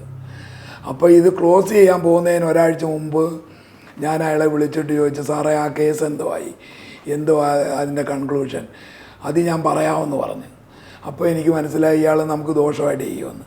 അപ്പോൾ ഞാൻ ഡൽഹിയിലുള്ള എൻ്റെ ഒരു പരിചയമുള്ള അഡ്വക്കേറ്റ് ഉണ്ട്, അയാൾ മുഖേന ഇതിൻ്റെ എല്ലാം പടങ്ങൾ എടുത്തിട്ട് ചീഫ് ജസ്റ്റിസിന് രജിസ്ട്രാർക്ക് അവരെ 3-4 പേർക്കായിട്ട് ഇതിൻ്റെ എല്ലാം ഒരു 100 പടം കൊടുത്ത് അപ്പീലും ഫയൽ ചെയ്ത്. അപ്പോൾ ഷാ എന്ന് പറഞ്ഞ ജസ്റ്റിസായിരുന്നു, അദ്ദേഹത്തിൻ്റെ മുന്നിൽ ഇത് ചെയ്യുന്ന ഇത് കണ്ടപ്പോൾ തന്നെ അദ്ദേഹം അതിശയിച്ചു പോയി, ഇതെന്തുവാണെന്നുള്ളത് വെച്ചുകൊണ്ട്. എന്നിട്ട് 304 കേസും എടുത്തിരിക്കുക മരിച്ചവരുടെ. CRPCയുടെ കാലത്തോളം ഇന്ന് വരെ കേട്ടിട്ടില്ലാത്ത ഒരു സംഭവമാണ് ഹൈക്കോടതി സുപ്രീം കോടതി ജഡ്ജി പറഞ്ഞു. എന്നിട്ട് ഇതാരാ അന്വേഷിച്ചതെന്ന് പറഞ്ഞാൽ അവരെ അവിടെ വരുത്തിച്ച് 2 ദിവസം അവിടെ നിർത്തി 1 ലക്ഷം രൂപ കോസ്റ്റ് അടിച്ചു അവർക്കെതിരെ.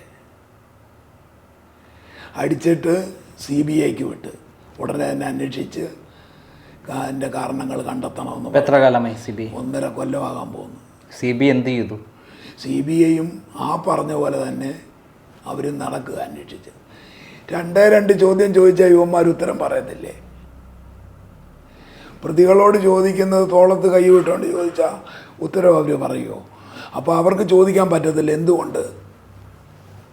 അതുപോലുള്ള സ്വാധീനവും പൊളിറ്റിക്കൽ മോട്ടീവും ഫിനാൻഷ്യൽ മോട്ടീവും അതിൻ്റെ പിന്നിൽ അതുപോലെ അങ്ങനെ ശക്തമായിട്ട് നിൽക്കുക. CBI ഞാൻ കവിയൂർ കേസിൽ ഇതേപോലെയായിരുന്നു. കവിയൂർ കേസ് നാരായണ നമ്പൂതിരി കുറ്റക്കാരനാണ്, മകളെ പീഡിപ്പിച്ചത് അച്ഛനാണെന്ന് പറഞ്ഞിട്ട് പാത്രത്തിൽ വായിച്ച CBI SP റിപ്പോർട്ട് ഫയൽ ചെയ്തിരിക്കുകയാണ്. അപ്പം എത്രമാത്രമായിരിക്കും അവരുടെ ബന്ധം എന്ന് മനസ്സിലാക്കാമോ? സ്വന്തം അച്ഛനെ തന്നെ കൊലയാളിയാക്കി, ബലാത്സംഗ വീരനാക്കി മാറ്റി, അവസാനം ഞാനാണ് ആ പോരാട്ടം നടത്തി സംഭവം അയാൾക്കെതിരെ കോടതി ഭയങ്കര രൂക്ഷമായി പറഞ്ഞു. ഷെയിം ടു CBI എന്ന് പറഞ്ഞിട്ടാണ് അയാൾക്കെതിരെ, നന്ദകുമാരൻ നായർക്കെതിരെ ഇത് പറഞ്ഞു. അന്ന് മുതൽ എനിക്ക് CBI എന്ന് പറയുന്നത് വിശ്വാസമില്ലാത്ത അല്ല. നമ്മളൊക്കെ വിശ്വസിച്ചിരിക്കുന്ന CBI ഒന്നുമില്ല, ദൈവത്തെ പോലെ ആണെന്ന്. സിദ്ധാർത്ഥന്റെ മരണത്തിൽ എന്താണ്ടായേ? പോലീസ് റിപ്പോർട്ട് ഫയൽ ചെയ്ത് അതേപടി ഇങ്ങോട്ട് ഒരു കൊടുത്തു, അല്ല വേറൊരു മണ്ണാങ്കട്ടി നടക്കുന്നേ. എന്നിട്ട് ഇപ്പോഴീ 1 മാസം 1.5 മാസമായപ്പോൾ ഞാൻ അയാളെ വിളിച്ചപ്പോൾ എന്നോട് പറഞ്ഞ് ഞാൻ ഇതെല്ലാം കണ്ടുപിടിക്കും, എനിക്കറിയാം എന്നൊക്കെ പറഞ്ഞുകൊണ്ട് അയാൾ അന്വേഷിച്ചുകൊണ്ടിരിക്കുക. അന്വേഷണ മധ്യേ അതിൻ്റെ ഇൻവെസ്റ്റിഗേറ്റിംഗ് ഓഫീസറെ അങ്ങ് മാറ്റി. തോംസൺ ജോസ് എന്ന് പറഞ്ഞ അയാളിപ്പം ADGP ആയിട്ട് കേരളത്തിലിരിക്കുക. അയാളെ മാറ്റി തമിഴ്നാട്ടിൽ നിന്ന് ഒരാളെ കൊണ്ടുവന്ന് വെച്ച്, അത് കഴിഞ്ഞപ്പോഴത്തേക്ക് ഇയാളുടെ ട്രെൻഡ് മാറി. അത് കഴിഞ്ഞിട്ട് അവിടുത്തെ അന്ന് DGP ആയിട്ടിരുന്ന ഒരു പ്രവീൺ സൂദ് അയാളായിരുന്നു. അയാളെ ഞാൻ നേരിട്ട് പോയി കണ്ടതാണ്. കണ്ടപ്പോൾ അയാൾ നമുക്ക് മോശമായ രീതിയിൽ അയാൾ എന്നോട് സംസാരിച്ച്. അയാൾ ആ CBIയുടെ ഡയറക്ടറായിട്ടിരിക്കുന്നത്. എനിക്ക് നീതി കിട്ടുമോ? ഹൈക്കോടതി നിരീക്ഷണത്തിൽ ഈ കേസ് കൊണ്ടുവരാൻ എന്തുകൊണ്ടാണ്? എന്നിട്ട് ഹൈക്കോടതി നിരീക്ഷണത്തിലായി ഇത് ചെയ്യാനായിട്ട് സുപ്രീം കോടതി പറഞ്ഞേ 3 മാസം കൂടുമ്പോൾ റിപ്പോർട്ട് കോടതി ഫയൽ ചെയ്യണമെന്ന്. 1 കൊല്ലമായിട്ട് ഒരു വിവരവും കിട്ടാഞ്ഞ് ഞാൻ പിന്നെയും റിട്ട് ഫയൽ ചെയ്ത് ഹൈക്കോടതിയിൽ. ഇപ്പം റിട്ട് പെൻഡിങ്ങില്ല. പക്ഷേ അവിടെ ഒരു സിജി എന്ന് പറഞ്ഞ അവൻ്റെ തന്നെ ഞാൻ ആ കേസ് കൊടുത്തത്. പക്ഷേ ഇത്ര മോശമായിട്ട് വക്കീലന്മാർ കാണിക്കാമെന്ന് പറഞ്ഞാൽ എനിക്ക് 10-38 കൊല്ലത്തെ പ്രാക്ടീസുണ്ട്. ഇന്ന് വരെ ഞാൻ എൻ്റെ പ്രൊഫഷനിൽ നിന്ന് 1 രൂപ പോലും സമ്പാദിച്ച് 1 സെൻറ്റ് ഭൂമി പോലും ഞാൻ വാങ്ങിച്ചിട്ടില്ല. എൻ്റെ അപ്പം തന്ന സ്വത്ത് കൊണ്ടാണ് ഞാൻ ഇന്നും ജീവിക്കുന്നത്. ഞാൻ ഇന്ന് വരെ ഒരുത്തൻ്റെ കണ്ണുതേര് കാണുന്ന പൈസ ഒരാടെയും ഞാൻ വാങ്ങിച്ചിട്ടില്ല. പക്ഷേ ഈ വക്കീലന്മാർ നീതിക്ക് വേണ്ടി എന്ന് പറഞ്ഞ് നമ്മളെ ഏൽപ്പിക്കുന്നവർ നമ്മളോട് കാണിക്കുന്ന കടും ക്രൂരത അതിലും മോശമാണെന്നുള്ളതാണ് എനിക്ക് ഏറ്റവും വലിയ വിഷമം.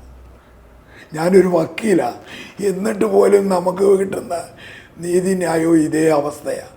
അപ്പോൾ സാധാരണക്കാരൻ്റെ അവസ്ഥ എന്താണ്? താങ്കൾ ഈ കേസ് തെളിയുമെന്ന് താങ്കൾ വിശ്വസിക്കുന്നുണ്ടോ? തെളിയിക്കണം എന്നാണ് എൻ്റെ ആഗ്രഹം. ഞാൻ അതിനുവേണ്ടിയാണ് ശ്രമിക്കുന്നത്. ഞാൻ പോരാട്ടം നടത്തും. ഇത്രയും കൊല്ലം ഞാൻ അതിൻ്റെ പുറകെ നടന്ന് എല്ലാവർക്കും അറിയാം ഇതൊരു കൊലപാതകമാണെന്ന്. പക്ഷേ പ്രതികളുടെ സ്വാധീനവും പൈസയുടെ കൂടുതലും രാഷ്ട്രീയക്കാരുടെ സ്വാധീനവും കൊണ്ടുമാണ് ഇതിങ്ങനെ വരുന്നത്. ഈ പറയുന്ന കോളേജിന്റെ ഡോക്ടറുണ്ടോ ജയപ്രകാശ്, അദ്ദേഹമാണല്ലോ നമ്മൾ സംശയിക്കുന്ന വ്യക്തി. അതുകൊണ്ട് ആ കോളേജുകാരും ഇതിൻ്റെ പിന്നിലുണ്ട്. എൻ്റെ മോനെ കോളേജ് ഹോസ്റ്റലിൽ നിന്ന് മാറ്റിയതും അതിൻ്റെ ഒരു കാരണമാണെന്നാണ് ഇപ്പം ഞാൻ വിശ്വസിക്കുന്നത്. ആ കോളേജിൽ നിന്ന് എൻ്റെ മോനെ കൊണ്ടുവന്നിട്ട് എൻ്റെ മോനൊരു ബൊക്ക വെച്ചിട്ടില്ല. ആ കോളേജുകാർ ഇത്രയും രൂപ എൻ്റെ നിന്ന് വാങ്ങിച്ചിട്ട് എന്താണെന്നോ ഞാനൊരു പേരൻ്റ് അല്ലേ, എന്നോടൊരു വാക്ക് അവർ ചോദിച്ചിട്ടില്ല ഇന്ന് വരെ. അങ്ങനെ ആരെങ്കിലും ചെയ്യുമോ? എൻ്റെ മോൻ്റെ ജീവൻ നിലനിർത്താൻ ആ ഹോസ്റ്റലിൽ നിന്ന് ഞാൻ മാറ്റിയത്. അവൻ എന്നോട് പറഞ്ഞ അച്ഛാ ഞാൻ അവിടെ നിന്ന അവന്മാരെന്നെ കൊല്ലും ആ മേളിലത്തെ നിലയിലിട്ട്. അതിനുവേണ്ടിയാണ് അവർ പ്ലാൻ ചെയ്യുന്നത്. അവർ പല പ്രാവശ്യം ഇങ്ങനെ പ്ലാൻ ചെയ്തിട്ടുണ്ട്. പക്ഷേ എന്നാലും എനിക്കും കൊണ്ട് വിശ്വസിക്കാൻ പറ്റുന്നില്ല. ഞാൻ MA കഴിഞ്ഞ് LLB കഴിഞ്ഞ് ഞാനിങ്ങനെ ഇത്രയും പലയിടത്തും പോയി പഠിച്ചതുമൊക്കെയാണ്. പക്ഷെ നമ്മളൊക്കെ ഇങ്ങനെയൊക്കെ ആരെങ്കിലും കൊല്ലുമെന്ന് അങ്ങോട്ട് പ്രതീക്ഷിക്കാൻ കഴിയുന്നില്ല. അങ്ങനെ കഞ്ചാവോ കള്ളോ അടിച്ച് നടക്കുന്ന ഒരാളുമല്ല അവനെ. ഞാൻ ഇന്ന് വരെ എൻ്റെ ജീവിതത്തിൽ ഇതുവരെ ഒരു ബീഡിയോ ഒരു കള്ളോ സിഗരറ്റോ അങ്ങനെ ഒരു ആരോപണം കോളേജൊന്നുമില്ല. ഇല്ല. അങ്ങനെ ഉണ്ടെങ്കിൽ പറയണ്ടേ? എൻ്റെ മോൻ എന്തെങ്കിലും മദ്യപിച്ച് നടന്നുവെന്നും കുടിച്ചെന്നും പറയണ്ടേ? എന്നിട്ട് ഈ പോലീസ് ഫൈനൽ റിപ്പോർട്ട് കൊടുത്തത് എന്താണെന്നറിയാമോ? എൻ്റെ മോൻ അതിവേഗത്തിൽ വണ്ടി ഓടിക്കുന്നവനായിരുന്നു. അവൻ 2010 കാർ ഓടിച്ച് ഭിത്തിയിലിടിച്ചു. 2011 കാറ് ഗ്രൗണ്ടിൽ കൂടെ ഓടിച്ച് ഭിത്തിയിലിടിച്ചു. അതിന് 1 ലക്ഷം രൂപ ചിലവായി. മറ്റേതിന് 50,000 രൂപ ചിലവായി. എൻ്റെ മോനെ കൊന്ന് റോഡിൽ കൊണ്ടിട്ടേച്ച് ഫൈനൽ റിപ്പോർട്ട് പോലീസ് കൊടുത്തിരിക്കുന്നതാണ്. നമുക്ക് ഒരു കുട്ടി മാത്രമാണുള്ളത്, ഒറ്റ മോനാ ഉള്ളത്. വൈഫ് ഡോക്ടറാണ്. എന്താ പേര്? ശ്രീദേവി. എവിടെ വർക്ക് ചെയ്യുന്നു? Kozhencherry medical hospital. താങ്കൾ എത്ര കാലമായി ഈ അഡ്വക്കേറ്റായി പ്രവർത്തിക്കുന്നു? 37 കൊല്ലമായി. പത്തനംതിട്ട തന്നെയാണ്? പത്തനംതിട്ട തന്നെ. ഞാൻ ഇങ്ങനെ ഒരു കൊലപാതകം കണ്ടിട്ടില്ല. എന്തു ക്രൂരമെന്നറിയാതോ? ഒരാളെ പോയി കിടന്ന ഉറക്കം വരുത്തില്ല. ഇപ്പോഴും അങ്ങനെ തന്നെ. കിടക്കുമ്പോൾ തന്നെ 12 മണിയായി, 2 മണിയാകുമ്പോൾ എണ്ണീക്കും. ഇന്നലെ ഞാൻ രാത്രിയിൽ ഉറങ്ങിയിട്ടില്ല. എത്രയോ രാത്രികൾ എങ്ങനെ ഉറങ്ങാൻ പറ്റും? ഒന്ന് ആലോചിച്ച് നോക്കി. ഒരു കുഞ്ഞിനെ നമ്മൾ കൈവെള്ളയെ വെച്ച് വളർത്തിക്കൊണ്ട് വരുന്നതാണ്. അവനൊരു ദുഷിച്ചവനോ ഇമ്മോറൽ ക്യാരക്ടർ ഉള്ളവനോ ആണേ സാരമില്ല. ഞാൻ എൻ്റെ കൂടെ തന്നെയാണ് അവനെ 12ാം ക്ലാസ് വരെ കോളേജിൽ കൊണ്ടുനടന്നതും പഠിപ്പിച്ചതും എല്ലാം. ഒരു ലൈൻ വണ്ടിയിൽ അവൻ പോയിട്ടില്ല. അങ്ങനെ പോയെങ്കിൽ അങ്ങനെ ആണെങ്കിലും പിള്ളേർ തെറ്റായ രീതിയിൽ പോകാനായിട്ട് അങ്ങനെ പോയിട്ടില്ല. അവനെ ക്ലാസിക്കൽ മ്യൂസിക്, ശാസ്ത്രീയ സംഗീതം, ഓർഗന്, കഥാപ്രസംഗം, സ്കൂളിൽ 4 കൊല്ലം കലാപ്രതിഭയായിരുന്നു. ഒരു വഴക്കിന് ഒരു പിള്ളേരുടെ അടുത്ത് ഒരു അനക്ഷരം പറയുന്ന സ്വഭാവമല്ല അവൻ്റെ. പിന്നെ അവനോട് ഇങ്ങനെ ക്രൂരത കാണിച്ച് എന്തിനെന്നുള്ളത് എനിക്ക് മനസ്സിലാകുന്നില്ല. ഈ കോളേജിൽ, അതായത് ഈ കോളേജിൽ ഒരു മാഫിയ ഗ്രൂപ്പാണ് പ്രവർത്തിക്കുന്നത്. എല്ലാ കോളേജിലും ഉണ്ടല്ലോ, എല്ലാ കോളേജിലും. അത് കഴിഞ്ഞ് എൻ്റെ മോൻ മരിച്ചതിന് ശേഷവും ഇപ്പോൾ എത്ര കോളേജുകളിൽ കേരളത്തിൽ തന്നെ നടക്കുന്നു. സിദ്ധാർത്ഥൻ്റെ അനുഭവം കണ്ടില്ലേ? അതുപോലെ എത്രയോ സംഭവങ്ങൾ. എൻ്റെ മോൻ മരിക്കുന്നതിന് 3 കൊല്ലം മുമ്പ് MDക്ക് പഠിച്ച ഒരു പയ്യനെ റെയിൽവേ ട്രാക്കിൽ കഴുത്ത് മുറിഞ്ഞ് കിടന്ന്. അയാളുടെ അച്ഛൻ ഡോക്ടറാണ്, വയനാടുകാരൻ. അയാൾ എന്നെ വിളിച്ചിട്ട് ചോദിച്ചു, ഈ കോളേജല്ല വേറൊരു കോളേജ് മംഗലാപുരം, എന്നെ ഒന്ന് സഹായിക്കാൻ പറ്റുമോ? ഞാൻ തന്നെ കിടന്ന് വെള്ളത്തിൽ കിടന്ന് നീന്തുക. ഞാൻ അയാളെ എങ്ങനെ സഹായിക്കും? ഇനി ഞാനൊരു വക്കീലിനെ ഏൽപ്പിച്ചാൽ അവനും അയാളെ ചതിക്കുകയല്ലേ ചെയ്യത്തുള്ളൂ. ഇപ്പോൾ ഒരു മനുഷ്യരെയും നമുക്ക് വിശ്വസിക്കാൻ വയ്യ. എന്തുവാ ഈ സത്യവും നീതി എന്നൊക്കെ പറയുന്നത്? എഴുതാൻ കൊള്ളാമെന്നല്ലാതെ ഇതൊന്നും മനസ്സിലാകുന്നില്ല അങ്ങോട്ട് മനുഷ്യനെ. അതൊന്നുമല്ല, വെറും പൊയ്മുഖങ്ങൾ. സിനിമ പോലെ തന്നെ ആകുക ജീവിതം. നമ്മൾ സിനിമയിൽ പോലും ഒരാൾക്ക് രചിക്കാൻ പറ്റാത്തത്ര ഉള്ളൊരു കഥയാണ്, നമ്മൾ സംഭ്രമജനകമായ ഒരു കഥയാണ് നേരിട്ട് സംഭവിച്ചിരിക്കുന്നത്. ചിന്തിക്കാൻ പോലും പറ്റുന്നില്ല, നടുങ്ങിപ്പോകുന്നു. ഇതാരെങ്കിലും ഒരാൾ എന്നിട്ട് ഞാനൊരു പോലീസ് ഉദ്യോഗസ്ഥനോട് ചോദിച്ചോടനെ അയാൾ എന്നോട് പറഞ്ഞെന്താണെന്നറിയോ? ഇത്രയും ലേറ്റായി പോയല്ലോ എന്ന്. എൻ്റെ കുറ്റം കൊണ്ടാണോ? ആണോ? ഇത് മനഃപൂർവ്വം ചെയ്യുന്നതല്ലേ? ഇങ്ങനെ ലേറ്റാക്കി മുഴുവൻ റെക്കോർഡുകളും അവർ അവശേഷിക്കുന്ന സർവ്വരേഖകളും ഇല്ലാതാക്കുകയല്ലേ അല്ലേ? FIR പോലും കിട്ടാത്തതാവണമെങ്കിൽ എന്തായിരിക്കും അവരുടെ പ്ലാന്?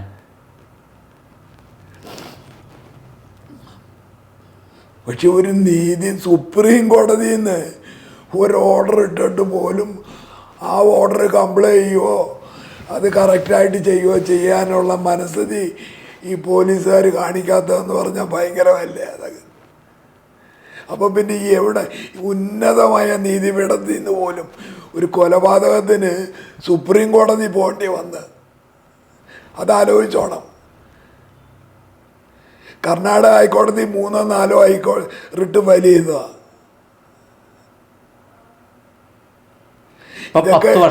ഇതൊക്കെ സോമോട്ടോ കോടതിക്ക് ഇത് കണ്ടാലേ സോമോട്ടോ ഹൈക്കോടതിക്ക് എടുക്കാവുന്ന കേസുകളാണ്. ആ കേസാണ് തള്ളിക്കളയുന്നത്. അത് സുപ്രീം കോടതി ചെല്ലുമ്പോൾ ഇത് കാണുമ്പോഴേ അപ്പാരൻ്റായിട്ട് അഡ്മിറ്റ് ചെയ്ത് CBIക്ക് വിടുക.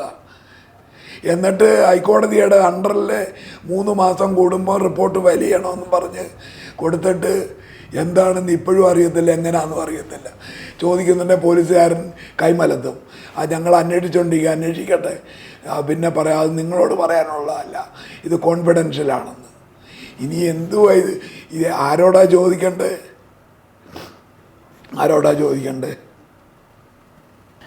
അതായത് ഈ കൊലപാതകം നടന്നിട്ട് ഈ കോളേജിൽ നിന്ന് ആരെങ്കിലും താങ്കളെ സഹായിക്കാൻ എത്തിയോ? ഒരു മനുഷ്യരും ഇന്ന് വരെ വന്നിട്ടില്ല. എൻ്റെ മോൻ്റെ ബോഡി കൊണ്ടുപോയിട്ട് പോലും ഒരു കണ്ടോളൻസ് പറയാനോ ഒരു സഹായവും ആ കോളേജിൽ നിന്ന് നമ്മളോട് ചോദിക്കുകയോ പറയുകയോ ചെയ്തിട്ടില്ല, ഇതുവരെ ചെയ്തിട്ടില്ല. ആ കോളേജിൻ്റെ ഉത്തരവാദിത്തപ്പെട്ട ആളുകൾക്കെല്ലാം ഇതിൽ പങ്കുണ്ടെന്നുള്ളതല്ലേ നമ്മൾക്ക് മനസ്സിലാക്കേണ്ടത്? അങ്ങനെ കാണിച്ചതിൽ നിന്ന് എനിക്ക് മനസ്സിലാകുന്നത് അവരും അതിൻ്റെ പിന്നാമ്പുറം ഒരു മാഫിയ സംഘം ആ കോളേജ് കേന്ദ്രീകരിച്ച് പ്രവർത്തിക്കുന്നുണ്ടെന്നാണല്ലോ നമ്മൾ ഇതിനകത്ത് മനസ്സിലാക്കേണ്ടത്. എനിക്ക് അങ്ങനെ പലതും ഇതേ വലിയ ഇത്രയും ക്രൂരമായ ഒരു കൊലപാതകം എന്ന് പറയുന്നത് അത് വളരെ മോശമായൊരു സാഹചര്യത്തിൽ ഉണ്ടാക്കിച്ചത്. മകനെ അവസാനം കൂട്ടിക്കൊണ്ടുപോയ 2 പേരുടെ പേര് പറഞ്ഞല്ലോ, അവരുടെ പേരെന്താണ്? അവർ രണ്ടും കൂടെ പഠിച്ചുകൊണ്ടിരുന്ന ഡോക്ടേഴ്സാണ്. അവരുടെ പേരെന്താ? അതിലെ ഒന്ന് അർജുൻ പണിക്കർ എന്നോട് പറഞ്ഞത് ഈ അടൂർ പ്രകാശിൻ്റെ കസിനാണ് അവനെ. അതുപോലെ ഗോപികൃഷ്ണൻ എന്ന് പറഞ്ഞ പത്തനംതിട്ട ഇരുന്ന ഒരു DYSP ഗോപാലകൃഷ്ണ പിള്ളയുടെ മകനാണ്. ഇവർ 2 പേരും ഇപ്പോൾ എവിടെയുണ്ട്? ഇവർ 2 പേരും ഇപ്പോൾ ഡോക്ടറായിട്ട് പ്രാക്ടീസ് ചെയ്യും. എവിടെയുണ്ട് അവർ എവിടാണെന്ന് എനിക്ക് കൃത്യമായിട്ട് അറിയത്തില്ല. അവരെവിടെയോ പ്രാക്ടീസ് ചെയ്യുന്നുണ്ടെന്നാണ് അറിഞ്ഞത്. ഇവരുടെ രണ്ടും ഈ രാഷ്ട്രീയ ഇവരറിയാതെ ഈ കൊലപാതകം നടക്കില്ല എന്നുള്ള ഉറപ്പല്ലേ? അവരറിയാതെ അല്ലെങ്കിൽ പിന്നെ എങ്ങനെ എൻ്റെ മോൻ മരിച്ച് അവിടെ കിടക്കുമ്പം എൻ്റെ മോൻ്റെ വീട്ടിൽ വന്ന് അവർ കിടന്നുറങ്ങുന്നേ? എൻ്റെ മോൻ മരിച്ചു കിടക്കുമ്പോൾ അവൻ്റെ വീടിൻ്റെ താക്കോല് ഈ പിള്ളേരുടെ കയ്യിലാണ്. കാറിൻ്റെ താക്കോൽ അവരുടെ കയ്യിലായിരുന്നു. കാറിന് ഈ അർജുൻ പണിക്കരുടെ കയ്യിലും ഗോപീകൃഷ്ണൻ്റെയും കയ്യിലാക്ക വീടിൻ്റെ താക്കോല്. അവരവിടെ ചെന്ന് കിടന്നുറങ്ങിയേ. അപ്പോൾ അവർക്ക് കൃത്യമായി പങ്കുണ്ട് ഈ കൊലപാതകത്തിൽ നിന്നുള്ള യാതൊരു സംശയമില്ലാത്ത കാര്യം അറിയാം. ഈ ഫോറൻസിക് അതേപോലെ ഈ കഴുത്ത് ഇത്രയും ഇതാവണമെങ്കിൽ ഫോറൻസിക്കുമായി ഭയങ്കര ബന്ധമുള്ള ഒരാൾക്ക് മാത്രമേ ചെയ്യാൻ പറ്റത്തുള്ളൂ. കഴുത്ത് കൃത്യമായി കൃത്യമായിട്ട് മുറിച്ചു മാറ്റാണ് ഇത്, അല്ലാതെ വെട്ടല്ല. ഷാർപ്പഡ്ജിയുടെ വെപ്പൺ വെച്ച് കട്ട് ചെയ്താണ് മാറ്റിയിരിക്കുന്നത്. അത് കണ്ട ആർക്കും മനസ്സിലാവും. ഷാർപ്പഡ്ജിയുടെ മാത്രമല്ല കഴുത്തിന്റെ ഒരു ഭാഗം ഇല്ല, കഴുത്തില്ല. തല ഇങ്ങനെ ബാക്കി ഉടലിന്റെ താഴെന്ന് ഭാഗം മാത്രമേ കാണൂ. ഇന്ന് വരെ കഴുത്തുകൊണ്ട് ഉടലിന്റെ ഭാഗമുണ്ട്, കഴുത്തില്ല. അത് ആ ഭാഗം എവിടെയാണെന്ന് ഇപ്പോഴും അറിയത്തില്ല, കണ്ടിട്ടില്ല. ആ വീണ് കിടന്നിടത്തും കണ്ടിട്ടില്ല. CCTV ദൃശ്യങ്ങളൊക്കെ ഉണ്ട്. അതൊന്നും അവരെടുത്തിട്ടോ പരിശോധിക്കുകയോ ഒന്നും ചെയ്തിട്ടില്ല. അതിനകത്ത് കൃത്യമായ കാര്യങ്ങൾ കിട്ടുമായിരുന്നു. അതൊന്നും ആരും ചെയ്തിട്ടില്ല. അതുപോലെ തന്നെ ഞാൻ അന്വേഷിച്ചപ്പോഴേ മോൻ താമസിച്ചിരുന്ന അപ്പാർട്ട്മെൻറ്റിൻ്റെ മേളിൽ ഒരാൾ താമസം ഉണ്ടായിരുന്നു. അയാൾ ഈ കാറുമായിട്ട് ഈ കുട്ടികൾ അവിടെ വന്ന് രാത്രി 10 മണിക്ക് എൻ്റെ മോനെ കൂട്ടിക്കൊണ്ട് പോകുന്നതായിട്ട് കണ്ടതാണ്. ആ വിവരം ഞാൻ പലരോട് പറഞ്ഞതാണ്. ഇന്ന് വരെ അയാളോട് ചോദിക്കുകയോ പറയുകയോ ചെയ്തിട്ടില്ല. അങ്ങനെ നമുക്ക് ആവശ്യമായിട്ടുള്ള ഒരു രേഖകളും അവർ കളക്ട് ചെയ്യാനോ അതിന് അനുകൂലമായ കാര്യങ്ങൾ ഈ കുട്ടിയുടെ ഡീറ്റെയിൽസ് നോക്കിയിട്ടുണ്ടോ? അത് അറിഞ്ഞുകൂടാ. മൊബൈലെല്ലാം CBIയുടെ ഇല്ല. ഇത്രയും ഭീകരമായ ഒരു കൊലപാതകത്തിൻ്റെ പിന്നിൽ കൃത്യമായ കോളേജിൻ്റെ കൈയുണ്ട്, ആ ഫോറൻസിക് പ്രൊഫസറുടെ കൈയുണ്ട്, അവസാനം എത്തിയ 2 വിദ്യാർത്ഥികളുടെ കൈയുണ്ട്. ഇത്രയും കൃത്യമായി ആ അവസാന രംഗങ്ങളെല്ലാം കണ്ടിട്ട്, ആ ബോഡി കണ്ടിട്ട്, തല കണ്ടിട്ട്, അതേപോലെ ആ പ്രദേശം കണ്ടിട്ട് എല്ലാം തന്നെ ഇതൊരു വ്യക്തമായ ഒരു കൊലപാതകമാണ് നടന്നിരിക്കുന്നത്. കഴുത്ത് വെട്ടിമാറ്റി നടത്തിയ കൊലപാതകം. ആ കൊലപാതകത്തിന് വ്യക്തമായി തെളിവുണ്ടായിട്ടും ഈ 2 വിദ്യാർത്ഥികളാണ് അദ്ദേഹത്തെ കൊണ്ടുപോയിട്ടും യാതൊരു വിധത്തിൽ അവരെ ചോദ്യം ചെയ്യപ്പെടുകയോ അന്വേഷണം പൂർത്തിയാക്കുകയോ ചെയ്യാതെ ഇതൊരു ആക്സിഡൻ്റ് ആക്കി മാറ്റുകയാണ് പോലീസ് ചെയ്തിരിക്കുന്നത്. അതിൽ കൃത്യമായി പോലീസിന് പങ്കുണ്ടെന്ന് തെളിയിക്കുന്ന കാര്യമാണിത്. ഇതോടൊപ്പം തന്നെ CBI 1.5 വർഷമായി സുപ്രീം കോടതിയുടെ വിധിയെ തുറന്ന് ഏറ്റെടുത്തിട്ടും ഇത് എവിടെയും എത്തിയില്ല എന്നുള്ളതാണ് സത്യം. അപ്പോൾ നമ്മൾ കേൾക്കുന്ന CBI അല്ല, നമ്മൾ നേരിട്ട് കാണുന്ന CBI എന്നുള്ളതാണ് ഇതിൽ നിന്ന് മനസ്സിലാക്കേണ്ടത്. ഏകദേശം ഒരു മാക്സിമം കൂടിയാൽ 1 മാസം കൊണ്ട് തെളിയിക്കാവുന്ന ഈ കൊലപാതകം ഇന്നേ വരെ എവിടെയും എത്തിയില്ല എന്നുള്ളതിൽ തന്നെ ഇതിൻ്റെ പിന്നിൽ വലിയ കറുത്ത കരങ്ങളുണ്ട് എന്നുള്ളതാണ് തെളിയിക്കുന്നത്. നന്ദി, നമസ്കാരം.